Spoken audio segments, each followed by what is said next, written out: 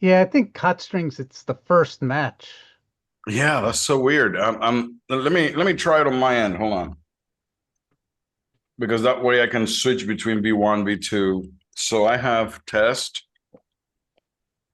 copy it, and this is a test number two.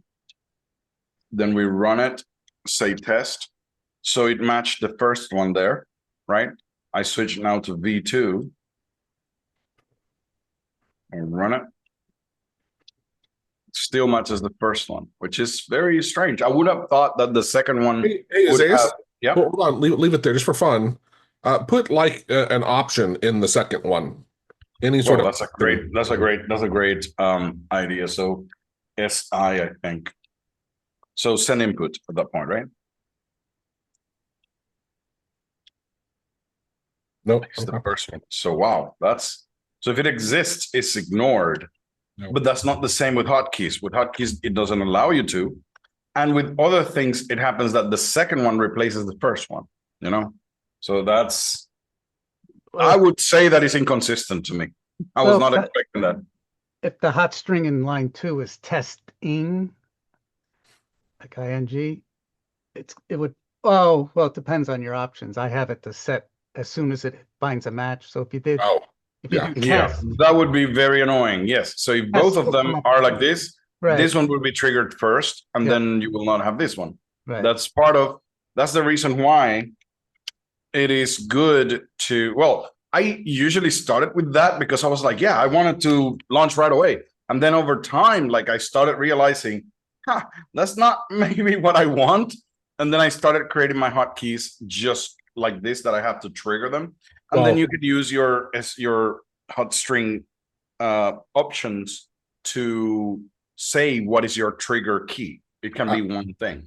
I would also say is this, if I use the asterisks on some stuff, but I have a character like a period or semicolon or something that's like an anchor next to the word, so I know I'm in a specific, I'm in that word. You know what I mean? It it it, Yeah. it helps anchor it where I very rarely have mistakes where that happens. All right. All right. So Stephen was saying, "Hey, I do have this script Yeah, the that is kind of like, yeah. Go ahead, explain it. it Yeah. has a built-in. It's based on the hot string helper from the original autocorrect script that's been around forever, where you press Win+H and then it pops up a little GUI and you can type in the Oh trigger. yeah, I remember it. Um, Yeah. Okay. this version though does a check. It scans your autocorrect library to see if there are any Oh wow. duplicates or conflicts. Because like the one with the asterisks that you guys just looked at, where it was that was a Yes, conflict. I see here. Yeah. Okay, so basically, we can download the zip file and Yeah, just test it out.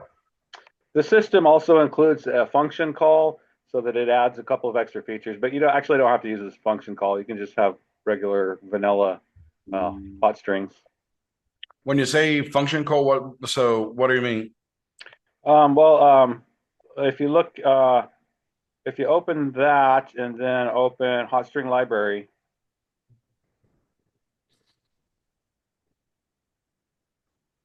which Let should me be in see. a So here. hot string lib. Yeah. You see, you scroll down, way down. So actually, I guess, yeah, you look at, yeah, there you go. So they're all function calls. Oh, okay. So these guys are not. So you do have the copy. Is it okay? Hold on. So this is not copy pasting. Is this kind of like sending it in? Yeah, you're sending with send input. Okay, I see. It is, yeah. Um, Okay. yeah, and it's also noteworthy that the hot string helper also it works like the original one from a long time ago in that it appends the new hot string to your library and then reloads the library to make it available. Okay. Yeah. So, but anyways, Awesome. yeah, when you pop up the hot string helper thing, you can there's a checkbox to tell it not to make a function call. So let me ask you this. This is I'm just showcasing something. There's one reason why we create a lib folder and then move everything in. For example, I've never seen this tool. I don't know which of the files I should double click. Does that make sense? So right now, for example, I would have to go ahead and read what I have to double click. And hopefully, in your case, you might have said which thing. Okay, so AutoHotkey, HK. So this is the one, I guess. Let me see. I'm not sure. It is. It's except Okay, so that's it. So I have to go to your help file. Hopefully, in your case, you did have something that explains what to double click. Even though I will tell you, for somebody who has never used this, it is not clear. It would be great if in your help file, the first thing is to start the program, you double click this one, because there are many files in here. And for somebody who is not used to AutoHotkey or who doesn't know too much about, programming or anything in general, I see a lot of files. I don't know which one is it. You see, that's one of the things, right? Yeah. Now, good thought. Right. It is just, I'm not saying that it's wrong. I'm just telling you why people do that. So that's the reason why we have the leap folder, so that you can do your includes without having to put a long path. You just put all your includes in the leap folder and just say include with the brackets, right? And it works. But outside, you only have one file, and that's the one that people have to focus on, right? That would be a little bit easier for people who don't know. In my case, great, I have you there. I just asked you. Now you just told me, hey, it is the autocorrect 2. I did hear a beep, which I think means that the program actually launched correctly. And basically what I'm understanding is that I could grab certain text and hit Windows H, and that would kind of like bring this helper for me to have the options, the trigger string, and basically have the text, modify it, and have everything else that looks really great. Okay. So when you say append, what does that mean? That's to save on your list of it has the hotstring lib is an included file, and it will append it to the bottom of that and then reload the whole thing. Okay. Now, what I'm saying is in here, I do not see a save button. Which one should I use for saving? It's the append button. Yeah. Okay, it's the append. Okay, cool. All right. So once I get those two things going, like I know that I could put my options, my string, and I can append one. As you're saying, it just simply automatically reloads or does the loading of the code, right? So I should be able to test that right away. So TSV T2. Okay, let's do that. Append. Oh, I can make my own comments, right? Okay. TSV. So hold on. TSV T2. There we go. Yep. Working perfectly fine. Hey, cool. Just for fun and to see, try it in the stupid new notepad. Yeah. Let's see how that behaves. By the way, I wasn't trying to hijack the discussion from Dale. No, it's okay. No, we were done. We were done. Look at that. It's interesting. So it failed. Oh, interesting. No, that's not Joe actually. Yeah. That's the reason why Joe is pointing it out. Like the problem is the send command.